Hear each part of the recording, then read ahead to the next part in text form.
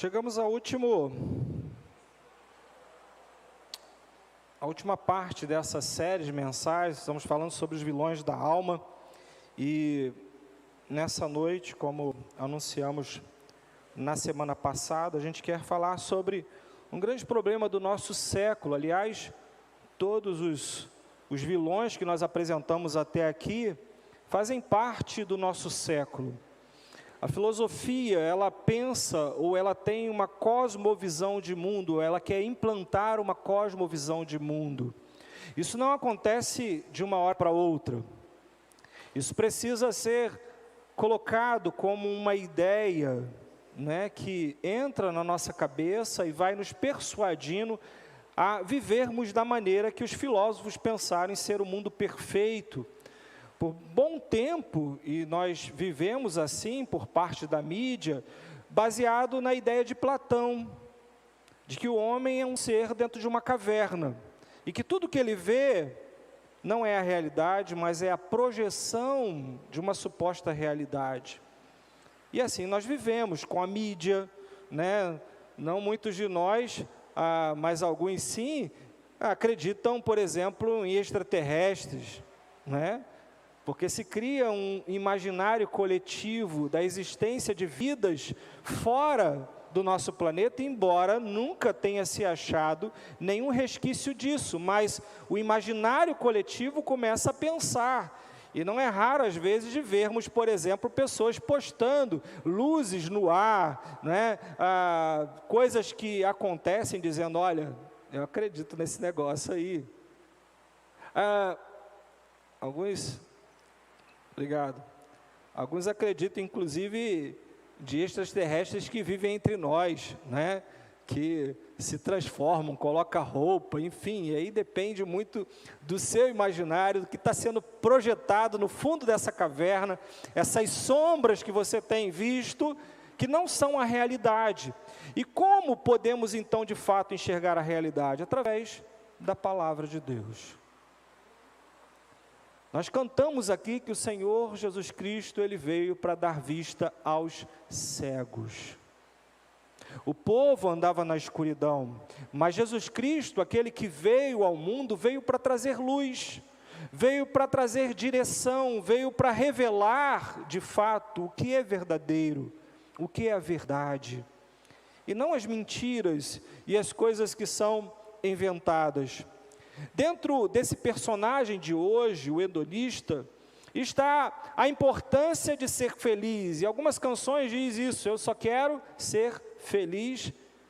A outra parte não é tão fácil de viver, né? Andar tranquilamente na favela que eu nasci, não é?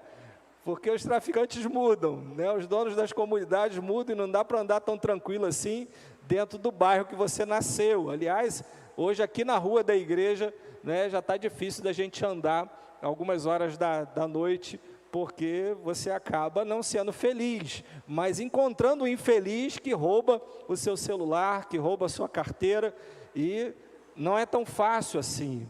Mas dentro dessa perspectiva, desse ideal da importância de ser feliz, as pessoas então passam a viver por essa felicidade.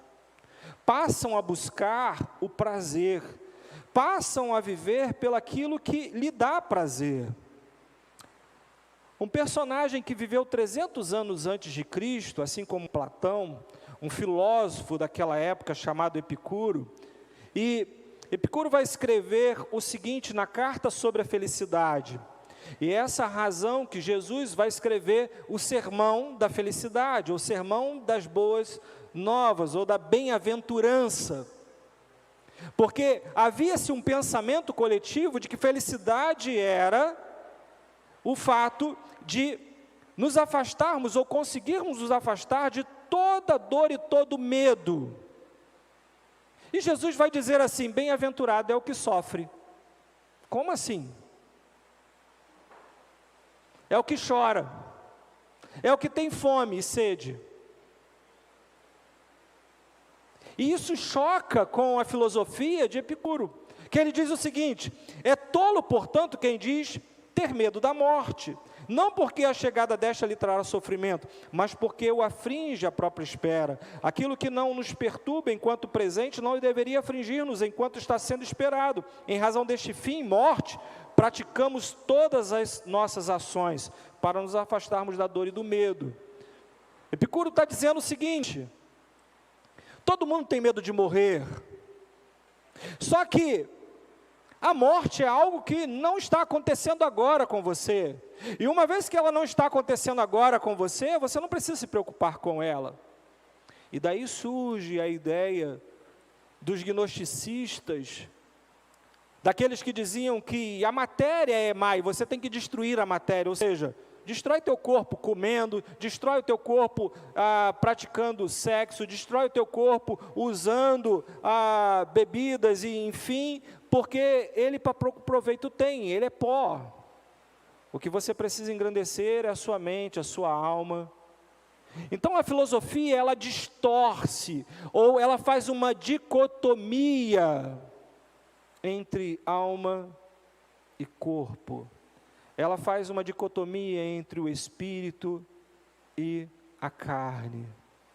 Não importa o que vai acontecer, faça. E a gente vê alguns slogans, por exemplo, de patrocinadores, que dizem simplesmente faça acontecer. O fato é que essa questão da brevidade da vida é um ciclo estabelecido pelo próprio Deus.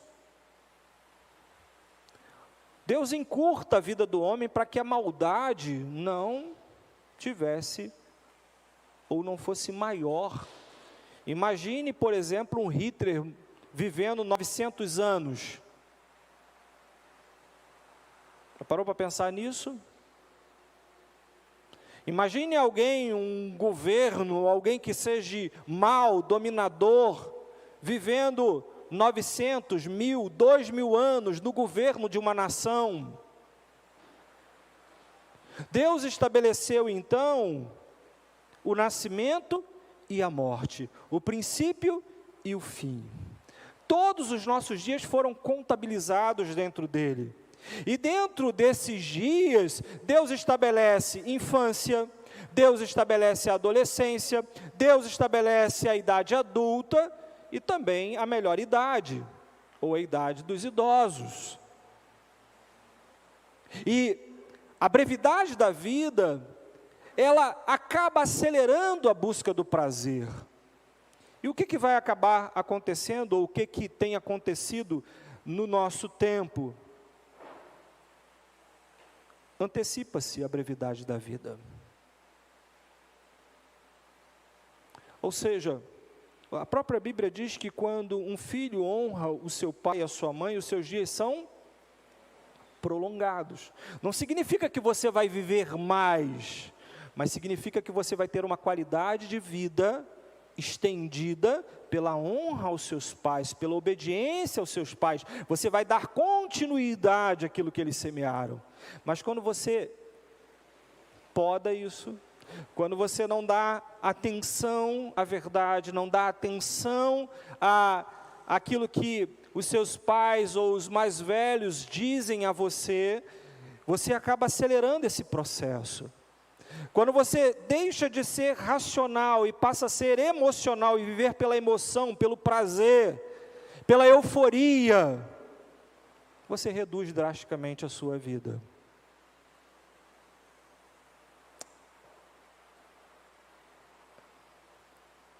Epicuro dizia que prazer é o alvo da vida.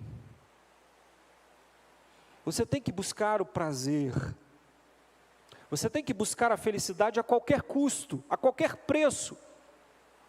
Mas quando a gente olha para as Escrituras Sagradas, no Salmo 37, verso 4, Davi vai dizer: prazer é consequência da vida com Deus. O que Davi está dizendo? Que não há alegria, não há prazer, não há felicidade fora de Deus. Que todas as buscas por prazer ou por felicidade que não estão em Deus são cisternas rotas, vazias.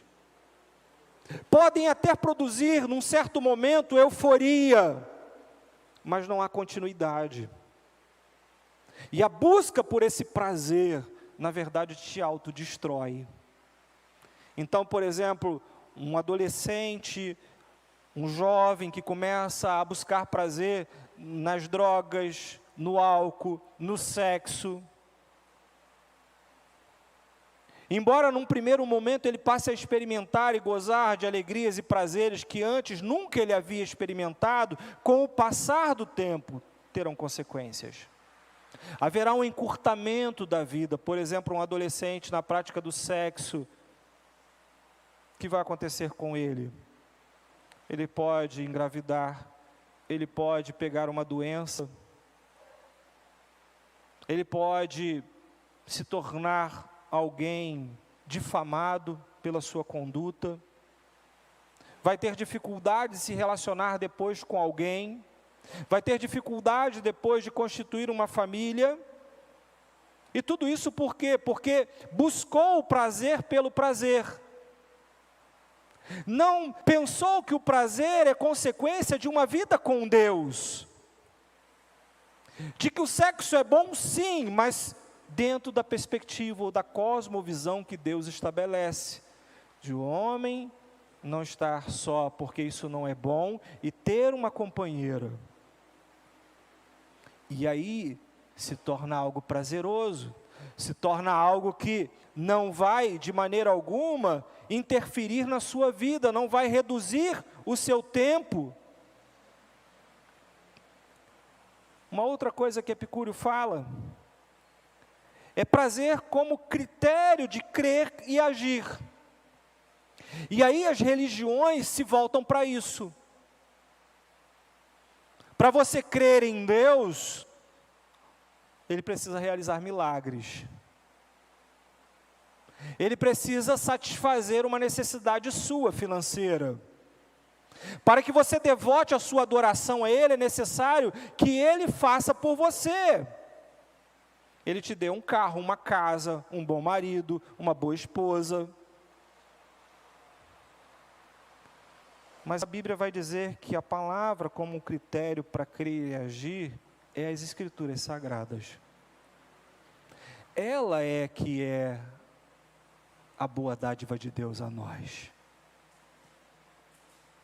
Jesus, no início do seu ministério, ele curava, realizava milagres. Ele próprio diz a João, através dos seus discípulos, diga a ele o que eu tenho feito: os cegos veem, os coxos andam, os espíritos são expulsos. Mas depois do meio do seu ministério para frente, ele para de realizar milagres como ele fazia no início, porque eram apenas sinais da manifestação do seu poder, e agora ele começa a pregar a palavra de Deus. O Evangelho começa a ser anunciado. Porque o Evangelho é que vai produzir em nós alegria. Porque se você tiver um bom casamento, um bom carro, uma boa casa, um bom emprego, dinheiro, e não tiver a palavra de Deus no seu coração, você é um louco. Porque a qualquer momento a sua vida, que é breve, vai passar como um sopro. Porque somos como uma planta que nasce, cresce, depois ela murcha, seca e cai, e já não tem mais beleza, já não há mais prazer nisso, porque todas essas coisas são passageiras e transitórias, mas a palavra de Deus, ela é eterna. Eterna. Todas as coisas foram criadas e passaram a ter sentido através da palavra de Deus. O segredo é a palavra, não é um milagre. Os milagres chamam apenas atenção para o discurso que será feito, para a palavra que será anunciada. O milagre é apenas para atrair o olhar da multidão para aquele que é a palavra, o Logos encarnado, aquele que dá vida e vida em abundância. E ele diz ainda mais, de que é a abnegação do sofrimento.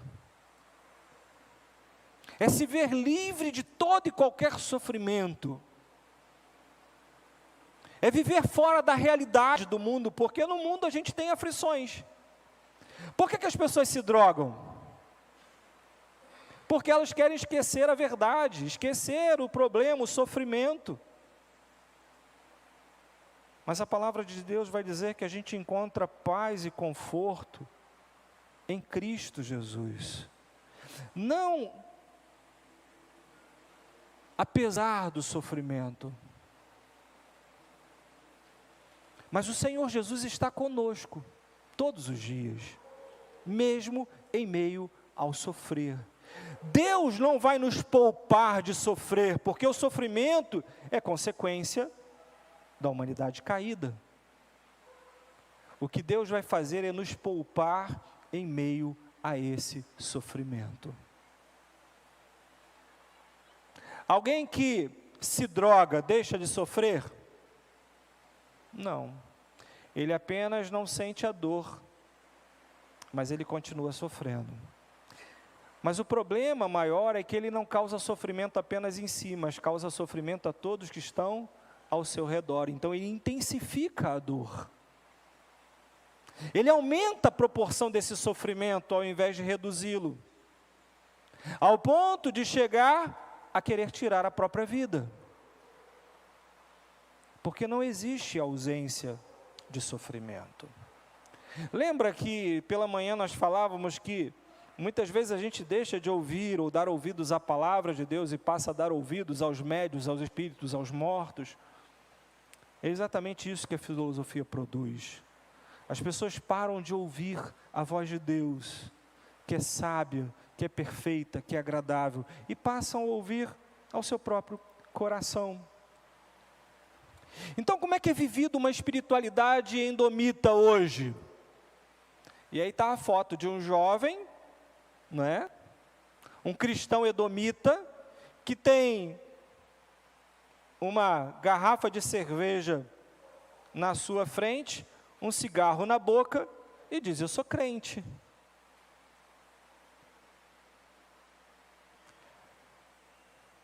Ele entende que Deus está no prazer das coisas que ele faz, de que existe uma natureza ou uma aceitação natural de Deus ao seu comportamento, e há de uma certa maneira uma aprovação a isso. Mas a verdade é que o que acontece na vida desse jovem, desse adolescente ou desse cristão endomita, é que gradativamente ele vai se desconectando da vida em comunidade. Porque os prazeres que ele busca vão cada vez mais tomar seu tempo, suas atitudes. Então ele passa a viver em prol dessas necessidades fisiológicas que ele tem. Ele passa a buscar as coisas que podem, de uma certa maneira, anestesiar a sua mente, tirar a sua timidez, colocar ele dentro de um contexto social, e automaticamente isso vai afastando da presença de Deus e da comunidade. Porque dentro da comunidade é possível tomar um copo de cerveja e botar um cigarro na boca aqui dentro? Sim ou não? Para fazer isso eu preciso estar fora da comunidade. Consequentemente, isso vai se tornando uma consolidação dos meus hábitos prazerosos. Porque, ok, de segunda a sexta eu tomo minha cervejinha, fumo meu cigarrinho, e aí no sábado e domingo, se tiver uma programação jovem, eu vou, mas depois eu curto o baile, não vou vir na escola dominical e venho no culto à noite. E o que vai gerando isso? Um processo de secularização. Eu vou me afastando, eu vou me distanciando, os prazeres vão me consumindo cada vez mais, Um abismo ou um copo vai chamando um outro copo e, consequentemente, isso me afasta da comunidade, isso me afasta do meio da igreja. E começam a surgir, então, os desigrejados. Beleza, vou assistir o culto de casa com meu copinho de cerveja e o meu cigarrinho. E aos montes fazendo isso. Talvez você que me ouve e me vê pode estar exatamente nesta situação, neste exato momento. O que aconteceu na sua vida é que a sua fé se secularizou.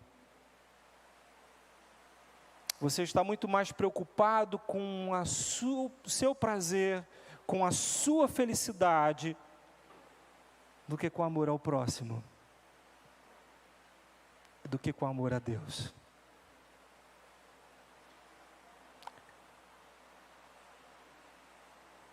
Há um contexto muito similar ao que a gente está dizendo aqui.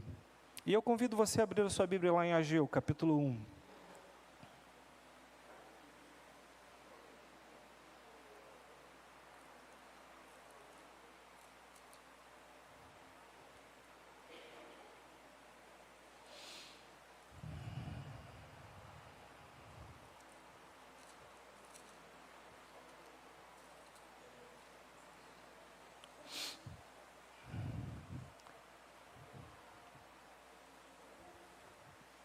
Amém?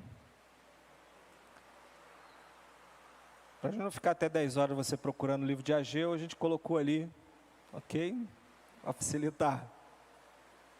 Mas chega em casa e dá uma procurada, só para dar uma treinada aí, que tem uns livros na Bíblia que a gente lê pouco, então acaba a gente se esquecendo onde que eles ficam, mas fica no Antigo Testamento.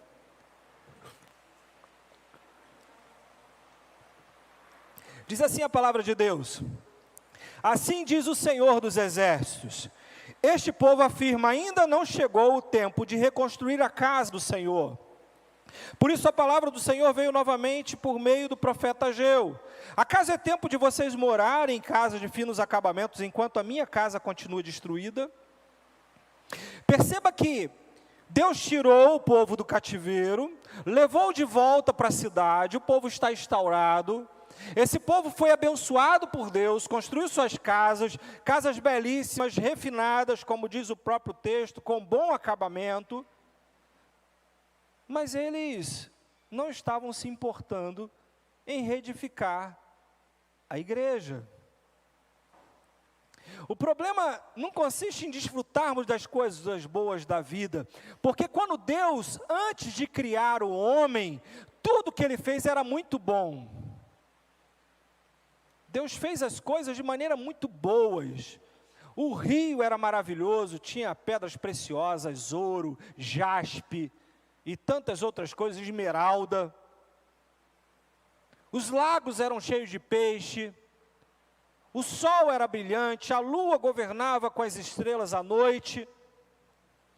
Ele planta um jardim maravilhoso com todos os tipos de frutas possíveis.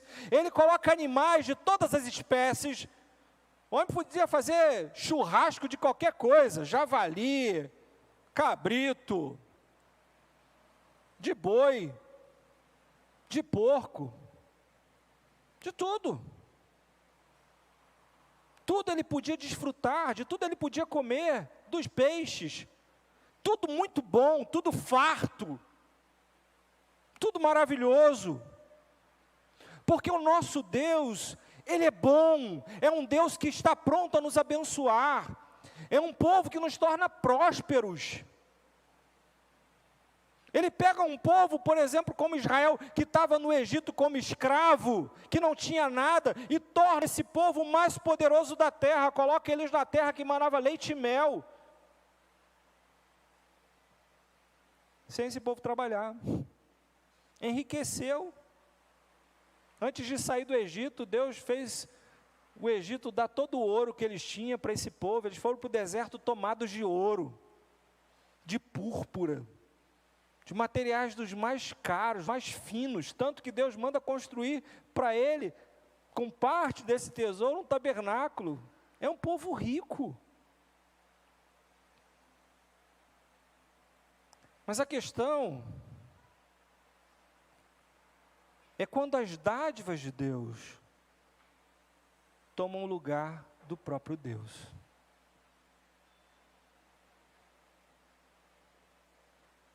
O problema é quando, nessa busca desenfreada pelo prazer, isto se torna o meu Deus. Ele ocupa a primazia.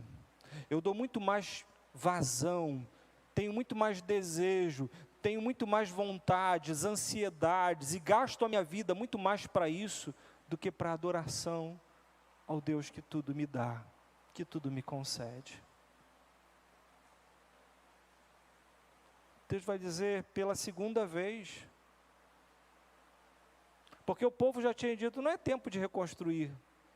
E aí Deus, ok, vai lá, construa a casa de vocês. E aí agora Deus manda o profeta, porque fala, beleza, vocês terminaram a casa de vocês, está tudo pronto. Quando é que vocês começam a construir a minha? Quando vocês vão voltar a atenção para aquilo que é de Deus?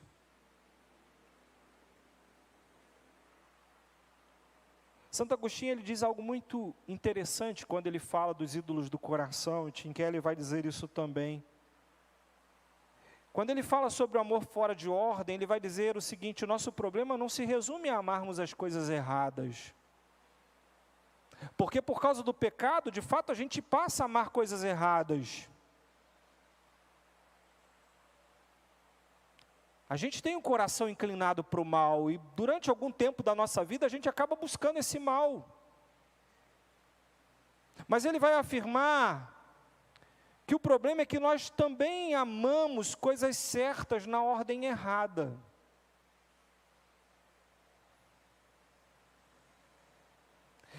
Não há como tirar o pecado de dentro de nós, o problema é que a gente bota o pecado em primeiro lugar.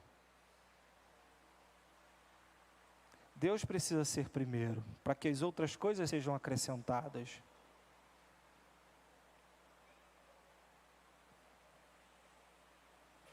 E aí o que acontece é que quando o prazer está em primeiro lugar da nossa vida, ele se torna um Deus. Ele se torna um ídolo do nosso coração. E Deus, ele dá nome a esse ídolo chamado Mamon. Ele diz que onde estiver o seu tesouro, aí estará o seu coração. O povo tinha sofrido. O povo tinha vivido sobre a égide dos assírios. E agora eles estão de volta. E ao invés deles colocarem Deus como primeiro na vida deles, visto que por causa disso, por causa de abandonarem a Deus, eles tinham pagado um alto preço por causa disso, eles permanecem no pecado, no erro. Ok, eles amaram coisas erradas, Deus os castigou, agora eles voltaram, mas eles não tiraram as coisas erradas do coração, eles permaneceram no erro. Não colocaram Deus de volta no seu santo lugar. O problema não é quando eu peco, o problema é quando eu não me arrependo. É quando eu não volto atrás. É quando eu não reconheço, como o filho pródigo fez, de que é o meu pecado que me colocou naquela miséria, naquela situação. O grande problema é que a gente culpa a Deus, a gente culpa as pessoas, a gente culpa a família, a gente culpa os pais. É por sua causa que eu estou nessa vida. É por causa disso que eu vivo assim. Você precisa refletir que não é por causa dos seus pais, da sua família, pelos seus traumas, mas é porque você está buscando a fonte de felicidade no lugar errado. Você tentou buscar felicidade nos seus pais e se frustrou. Você tenta buscar felicidade no sexo e se frustra. Você tenta buscar felicidade no álcool e se frustra. Você pensa nas drogas e se frustra. E você vai indo de abismo a abismo. E você precisa voltar-se para Deus. Olha o que o versículo 5 e 6 vai dizer. Agora assim diz o Senhor dos Exércitos: vejam aonde os seus caminhos os levaram. Tira um minuto para pensar nisso. Aonde os meus caminhos têm me levado? Jovens, aonde os seus caminhos têm os levado? Adolescentes, aonde os seus caminhos os têm levado? Hoje, por exemplo, você pega uma criança e o prazer dela é ficar vidrada num joguinho, numa tela, durante horas e horas. E aí muitas vezes você tem que trazer para a igreja o celular e dar na mão da criança para ela ficar quieto durante o culto. Porque o prazer dela não está em estar no culto e na comunidade, mas o prazer dela está diante de uma tela, que precisa estar ligada. Aonde está o coração desta criança? Em Deus?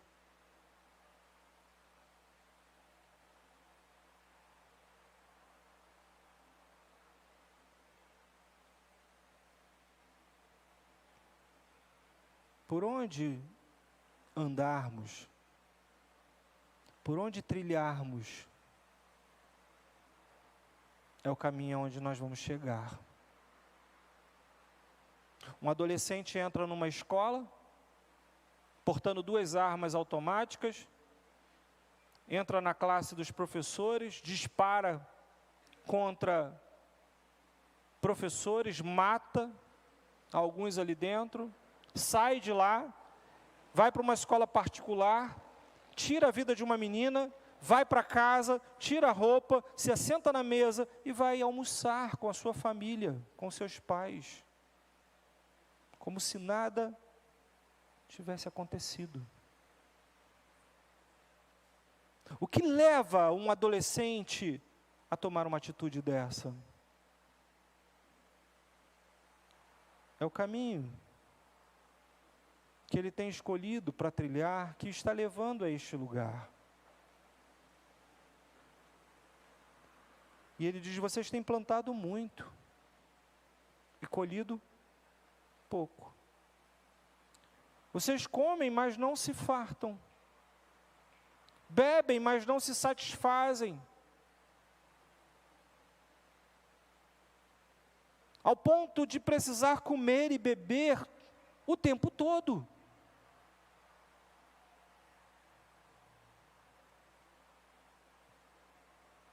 Vestem-se, mas não se aquecem.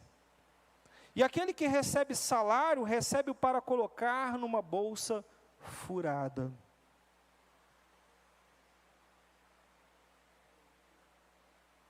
As pesquisas mostram que os brasileiros hoje é um dos povos mais endividados que existe. Não é à toa que os juros estão altos. Porque quantos de nós, em vista do prazer, e agora a gente está chegando na época de Natal, e aí a gente pensa em comprar e comprar. A gente aproveita o 13º, e a gente vai para o shopping, a gente vai às compras. Pegamos um cartãozinho, que parcela em 24 vezes, e aí você vai ficar 2 anos pagando aquilo, e uma coisa que não vai durar nem 6 meses, e muitas das coisas que nós vamos comprar, nós nunca vamos usar, porque pelo impulso do comerciante que quer vender, nós compramos, mas a gente chega em casa e vê que não caiu bem. De que as luzes lá onde você estava experimentando o vestido, ficava lindo no seu corpo, mas na realidade da sua casa, do seu quarto, que não tem as luzes diretas e indiretas de neon e tudo mais, né? É igual você vai no açougue e vê aquela carne linda, maravilhosa, chega em casa, o negócio está com cheiro de podre. Porque se usa iluminação sobre aquilo para parecer que a carne está vermelhinha. Parece que partiu o boi naquela hora, partiu nada, aquilo está já congelado há vários dias, descongelou e congelou de novo. Ilusões são vendidas. Ilusões. Ilusões de um jovem, de um adolescente que quer o tênis mais caro que existe. sem saber o quanto de sacrifício a sua família precisa fazer para ele usar aquele tipo de calçado. Mas ele quer fazer o quê? Temos que dar. Vamos saciar. Vamos dar a ele este prazer. E nós começamos então a alimentar prazeres na vida dos nossos queridos filhos amados. E depois dizemos: o que fizemos? Agora essa criança é insaciável. Ela tem um celular melhor do que o meu e quer um novo. Eu acabei de comprar uma roupa para ela, ela já quer outra. Ele não é centopeia, mas tem mais tênis do que pé. E quer mais um. E é mais um carrinho. É mais isso. É mais aquilo. Porque isso gera prazer. O grande problema, sabe qual é? Que a maioria de nós aqui, que já passaram dos seus 40, tiveram uma dureza de vida danada. É verdade ou não é? Eu já fui para a fila de mercado comprar feijão, fiquei lá na fila esperando. Para ter leite em casa, tinha que pegar o leite que o governo Brizola, na época, dava nas escolas. Aí fazia fila, um leite de saquinho. Sobremesa era açúcar com farinha. Do angu, a gente comia até a casca do angu. Tinha briga para ver quem ia comer a casca do angu. Porque era o bife. Era o bife, era a batata frita. Lembram disso ou não? E aí, porque você passou essa miséria toda, você diz assim: meus filhos não vão passar por isso. O problema não é as coisas boas da vida. O problema é que as coisas boas da vida têm um custo. Tem um custo. Para que você faça aquela viagem dos sonhos, para que você compre aquela televisão para assistir a Copa de 50 polegadas ou mais, para que você tenha um carro, isso tem um custo. São horas do seu trabalho, do seu suor. Meus filhos foram privilegiados, nasceram numa casa que o pai tem carro, mas minha família não tinha, era a pé. Vamos para a igreja? Vamos, debaixo do sol, de chuva. Hoje de carro o filho fala assim: não vou não, estou cansado.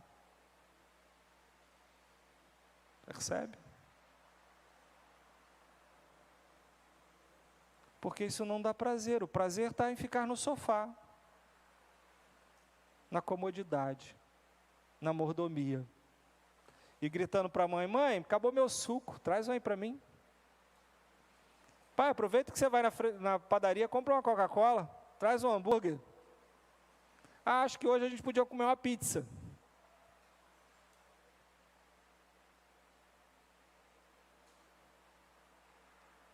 Essa é a razão que a gente tem plantado muito. Antes a gente trabalhava 40 horas semanais, agora a gente trabalha mais. Temos que ter 2 empregos. Temos que ter renda extra. Porque estamos colhendo pouco. A gente come, mas não fica farto.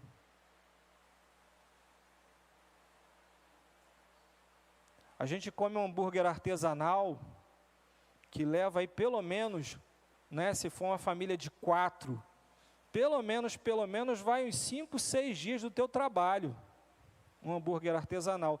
Mas o mês só tem 30, dá para comer uns 5 no mês e olhe lá. Mas ele quer comer a semana inteira. Aquele feito com papelão não serve. Né? Hoje em dia nem com a 100 serve mais. Agora o artesanal tem que ser com carne de picanha.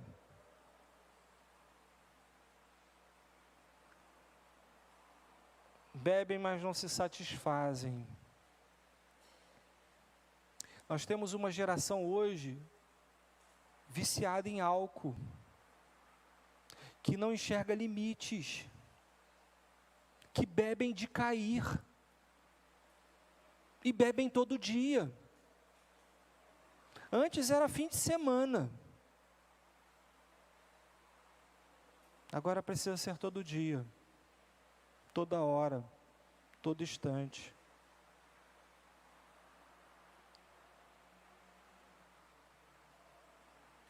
Lá em Jeremias capítulo 2, verso 13, Jesus vai dizer assim: o meu povo cometeu 2 crimes. Primeiro, eles me abandonaram, a mim, a fonte de água viva,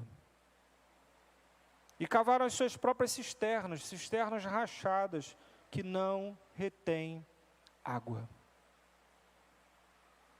É um crime abandonar o Senhor. É um crime abandonar a palavra de Deus. A Bíblia diz que não é bom proceder sem refletir, e peca quem é precipitado. Antecipar a vida pelo prazer, conceder a alguém uma fase da vida que não é para ele viver, é pecado.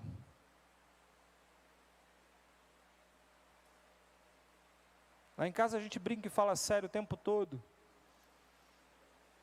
Porque um adolescente de 15, 13, 14 anos não tem que pensar em namorado. Tudo tem seu tempo determinado. Mas hoje há pais que incentivam.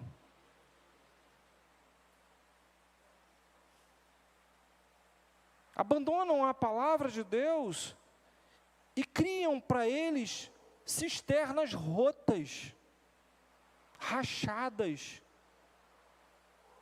e não vai saciar nunca. Vai ser como aquela mulher que ao meio-dia está tirando água, e ela já estava no 6º relacionamento, e Jesus chama teu marido, e ela fala: não tem marido. E Jesus diz: bem dizeste, porque você já teve 5, o que você tem agora não é seu.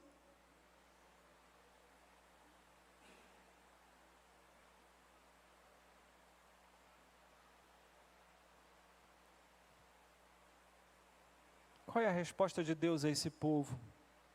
Olha o que diz o verso 7, 8, assim diz o Senhor dos Exércitos: vejam aonde os seus caminhos o levaram.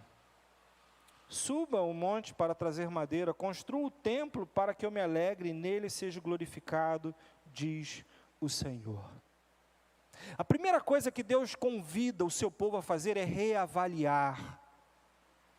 Uma coisa que eu aprendi é que a gente precisa repensar, é fundamental. Já viu quando você erra o caminho, o GPS diz reavaliando a rota, recalculando a rota? A vida precisa ser assim o tempo todo, a gente tem que recalcular a rota o tempo todo. Aonde eu estou indo? Eu vou me colidir, eu vou quebrar a cara. Eu estou destruindo a minha vida, eu estou destruindo o meu casamento, eu estou destruindo a minha família, eu estou destruindo o meu viver, eu estou destruindo o meu ministério, eu estou destruindo a minha igreja, e você vai insistir nisso, vai continuar nisso. Deus diz: vejam onde os caminhos de vocês estão levando. É o prazer. Você está saindo da noitada alegre, feliz, satisfeito, pleno, dizendo: isso é que é vida, olha que maravilha. Percebe? A gente tem que parar. Fazer aqui igual aquele jovem, enquanto tinha dinheiro, a coisa estava boa, estava fluindo, beleza, mas acabou, tu está comendo bolota com porco, tu está brigando por farelo. Está certo isso? É isso que é felicidade? É essa vida que você quer? É esse o planejamento que você está fazendo para 2023? Continuar nesse poço de perdição? destruindo a sua vida, destruindo a sua família, destruindo as gerações posteriores que virão de você. Para. Pensa. Veja onde os seus caminhos o levam. Reavalie. Deus ainda diz mais ao povo. Ele diz: construam o templo. E aí vai algumas considerações em relação ao templo. Porque o templo não é isso aqui. O templo é isso aqui. De nada adianta você construir o mundo ao seu redor, e a gente olha lá no Catar, né, o mundo perfeito, com prédios maravilhosos e tudo mais, mas pessoas infelizes que moram ali. Mulheres dominadas pelo medo. Casa com sheik, vai morar lá no harém dele para você ver se aquilo é felicidade, vai ter tudo do bom e do melhor, mas não vai ter liberdade. Nós precisamos construir, edificar o templo. Precisamos edificar a nossa vida. E para edificar a nossa vida, a gente precisa estar edificado em Cristo Jesus, o nosso Senhor.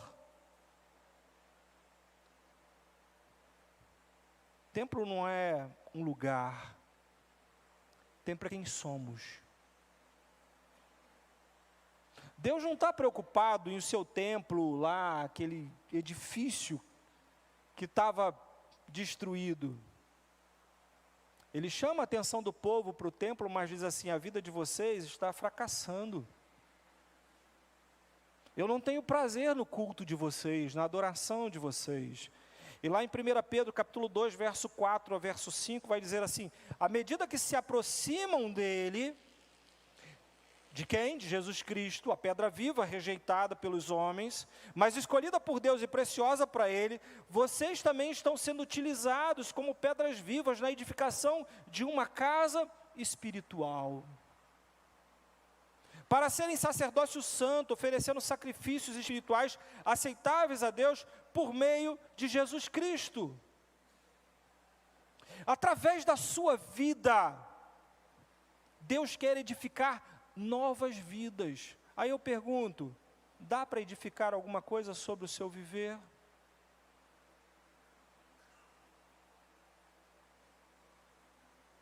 A gente fala tanto de futuro, né? Eu queria dar um futuro melhor.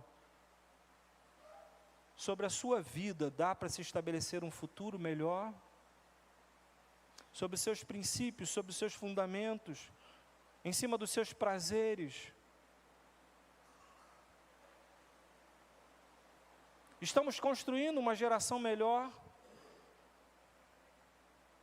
O mundo de 2023 será melhor do que o de 2022?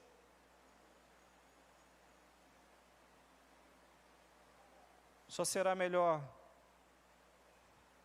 se nós nos aproximarmos daquele que é a pedra viva.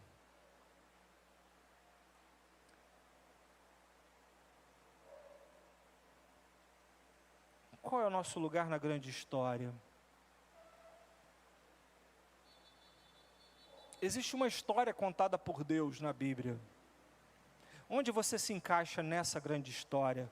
Que é a história perfeita, que tem princípio, meio e fim. Uma história que nos leva à eternidade, à posteridade. Uma história que começa na criação, Deus criando todas as coisas, criando o homem, à sua imagem e semelhança.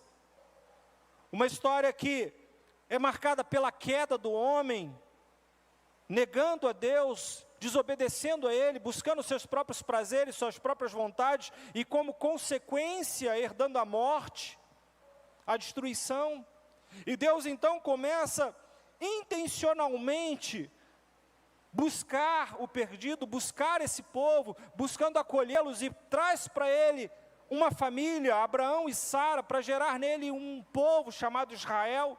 E a partir de Israel, nascer o Messias, o Deus conosco, o Deus presente, o Deus Emanuel, o Deus que celebramos agora na Páscoa, que morreu, mas ressuscitou ao terceiro dia e trouxe agora vida, e aqueles que estavam longe, agora são aproximados pela graça, não apenas mais Israel, mas também os gentios, não pelas obras, pela circuncisão, mas pela transformação que o Espírito Santo opera em nós.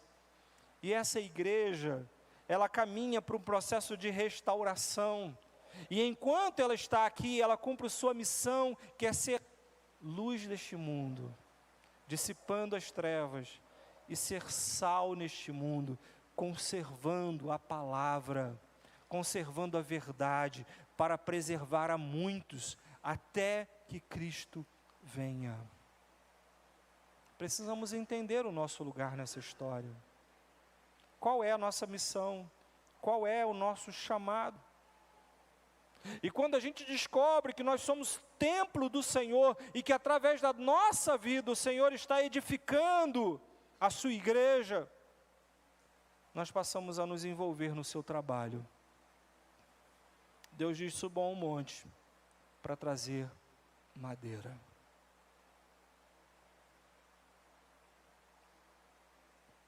A gente investe em tanto na nossa casa,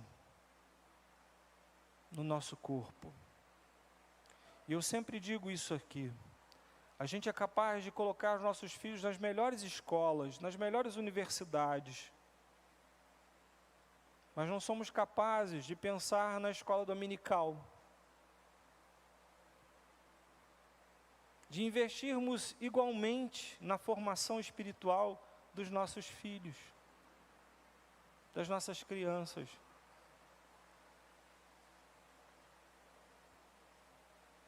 Precisamos nos envolver neste trabalho. Se não queremos perder a próxima geração, a gente precisa parar de buscar prazer e satisfação para nós mesmos e passar a também buscar prazer e satisfação para o nosso próximo, como a nós mesmos.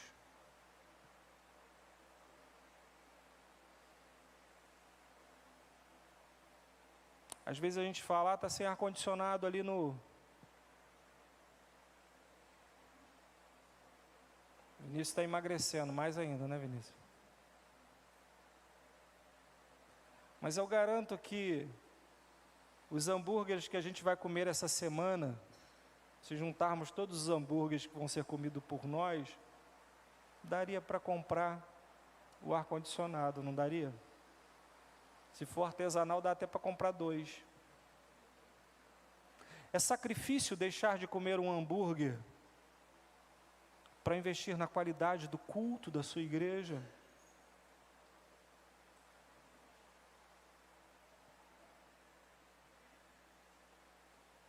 Deus não diz que você tem que deixar de ter prazer e alegria.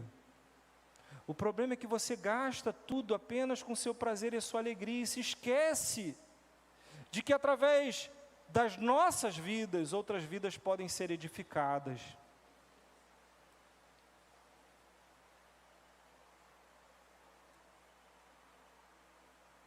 Por isso, reavalie a sua vida. Reavalie seus prazeres. Veja o que te dá mais prazer, estar na casa de Deus ou numa roda de samba? Numa praia, na frente de uma TV.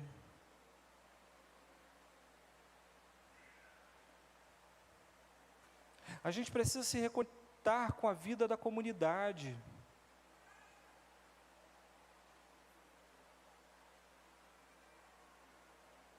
As pessoas têm abandonado os cultos.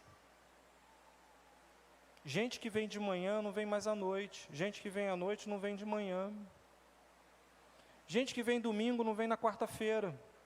Não vem na terça-feira, na reunião de oração.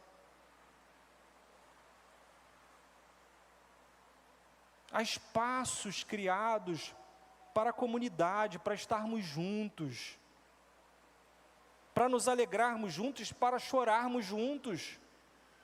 tem gente sofrendo entre nós, tem gente se alegrando entre nós, que precisa de sorrisos e precisa de abraços.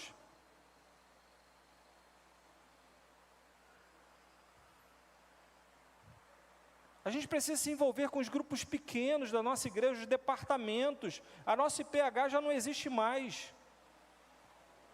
Acabou os homens da igreja, não tem mais homem na igreja. Que isso, pastor? É verdade. Um departamento que foi criado para abrir novos trabalhos, para ser missionário, para formar nova liderança, para termos novos presbíteros, novos diáconos, não existe mais.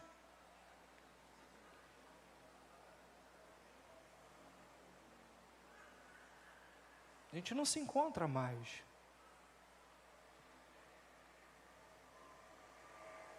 Os nossos ministérios. Heloísa está aí, né, Heloísa, na Missão Kaiowá. É um ministério. Se envolva. Participe. Não é simplesmente dar uma oferta, a oferta é bem-vinda, mas ore. Vá lá participar de uma reunião. Vai numa caravana, vai lá conhecer o trabalho com os índios. Tira férias, em vez de levar a família para um lugar, leva lá, para Dourados. Vai lá ver o hospital que a gente tem lá, as aldeias, as escolas, o trabalho dos missionários com esses índios. Envolva-se, envolva-se. Se permita ser envolvido na igreja, se reconecte com essas coisas.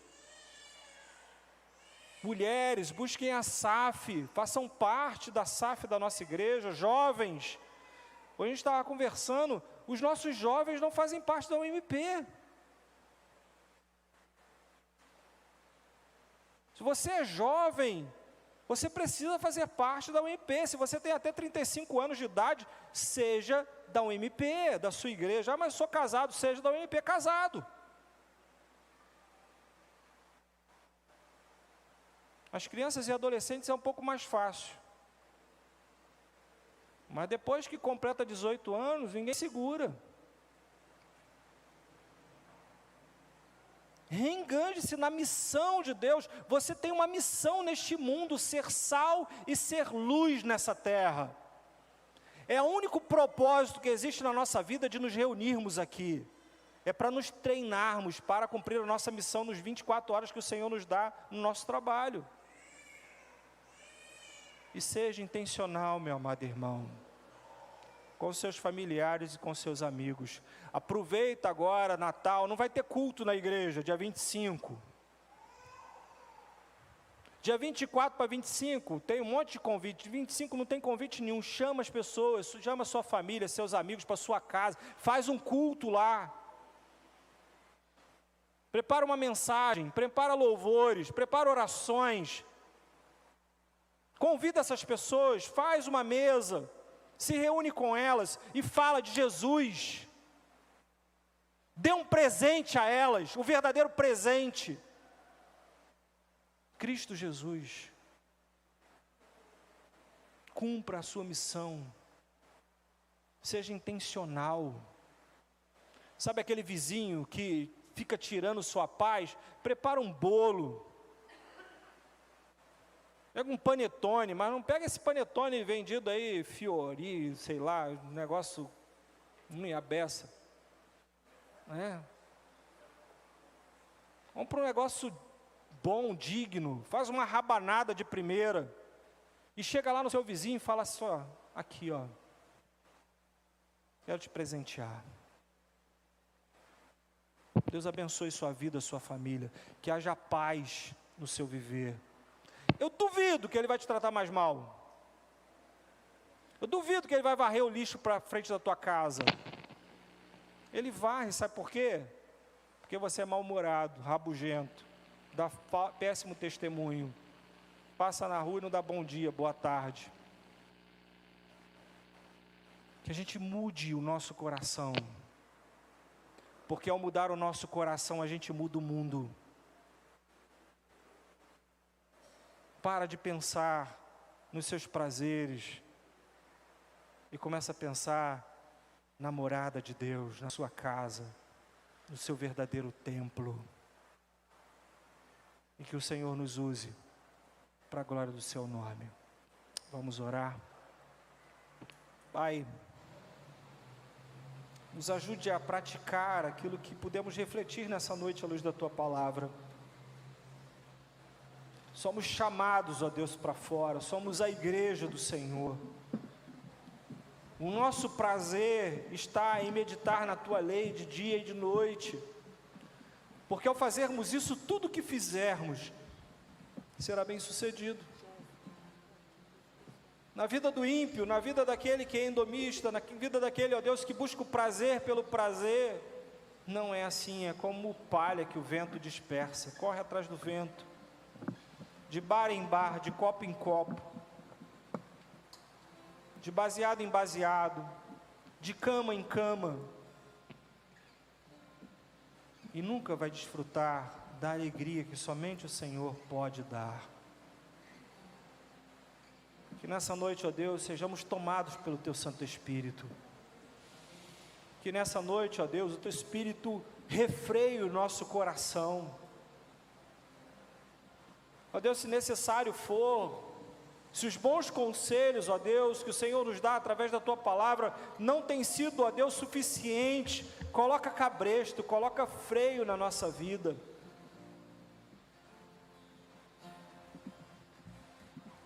Porque, ó Deus, o lugar para onde muitos estão indo é um lugar de dor e tormento. Por isso, ó Deus, nos impede de ir para lá.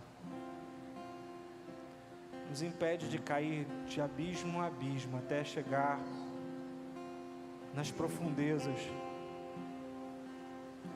aonde o Senhor deixará eternamente todos aqueles que não foram fiéis. Ó Deus, enquanto a luz ainda brilha, enquanto o Salvador ainda não vem, sempre é tempo, sempre é oportunidade de reavaliar, de repensar, de refazer.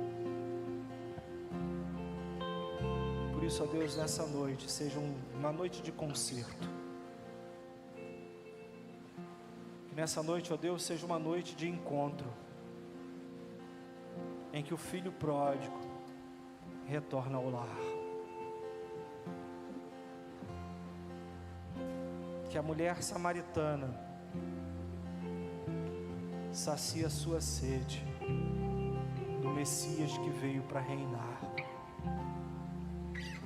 Que o cego veja, que o coxo ande, que a alegria volte para as casas, que a alegria volte para as famílias, e que esse Natal seja um verdadeiro Natal de celebração, não pelos presentes caros que vamos receber, mas pela presença de Jesus dentro de nossos lares, para a glória do Teu nome. Nós assim oramos, em o nome de Jesus. Que a graça do Senhor Jesus Cristo, o amor de Deus, o nosso Pai, e as ternas consolações e o poder do Espírito Santo de Deus repouse sobre vós,